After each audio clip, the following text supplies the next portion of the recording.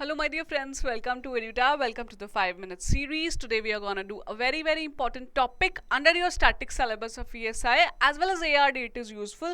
So the topic is minimum support price. What is it? How is it calculated? Everything will be discussed under 5 minutes. Before we proceed, subscribe to our YouTube channel so that you can get daily videos, daily content that is absolutely free. And also do join our Telegram channel so that you can get the PDFs of these videos. Now guys, moving on to a topic right away. MSP is basically minimum support price, right? So guys, it is a minimum price guarantee that is given by the government to the farmers on the purchase of their crops. Now this functions as a safety net because farmers have the guarantee that if they grow this particular crop, which is usually wheat or paddy, then government is going to buy it and at a definite price that they have told, right? Now, before we proceed about MSP, I just want to tell you that MSP does not hold a legal status, which means that if government says that they do not want to buy, first they announced MSP and they later on retracted and said that they do not want to buy any crop, then you cannot sue government on it because it is MSP does not hold a legal status. But usually, as you know that in a democracy, government runs on a popular vote, so government will not do this ever, right? Coming back to the MSP. Now, government currently fixes MSP for 23 farm commodities, out of which 7 are cereals, 5 pulses, 7 oil seeds, and 7 are commercial crops. You should by heart these crops if you can. The names are given here. You can download the PDF and then revise it or take a screenshot of this particular screen, right? 23 farm commodities are there. There might be somewhere it might be given 24, but it's not tobacco now. It's only 23, right? Now, I'll quickly tell you what is the past of MSP. How did it come into picture? So in the mid 60s, when India was food deficit, we wanted farmers to grow the crops like wheat, paddy, but farmers were skeptic that if they grow and they are so input intensive, they won't be able to get their price back. Which they have spent. So to boost farmers to grow such things, Green Revolution technology was supported and the MSP was announced for the very first time in 1966-67. At that time the price was for wheat announced was rupees 54 per quintal. Right, now you can see it has gone to this level, 1975, 2021. This was the price for the last year.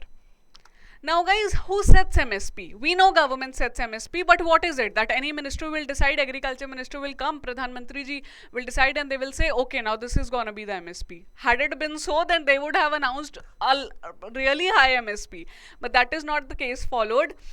We have a set procedure for the same. So CACP, Commission for Agricultural Cost and Prices, is tasked that they have to determine the MSP. They determine the MSP on various input costs that are used by the farmers, and then they recommend this to the government. From the government side, CCEA, Cabinet Committee on Economic Affairs, takes a final decision considering the recommendations of CACP and they finally announce the MSP. So the recommendation is done by CACP. Under which ministry CACP runs? This is your homework. You have to find out and tell me under which ministry does this run. Then CCEA finally announces. Government announces finally whatever is told by CCEA. One last thing, very important. Now, these input costs that are used by CACP to count the MSPs are 3. A2, A2 plus FL, C2. You must know these because of the farm issue, that is the issue right now going on. Now, Swaminathan committee said that 1.5 times the input cost should be the MSP actually. So, government announced that we are going to give 1.5 times, but initially they did not say that which cost are they going to use out of these 3.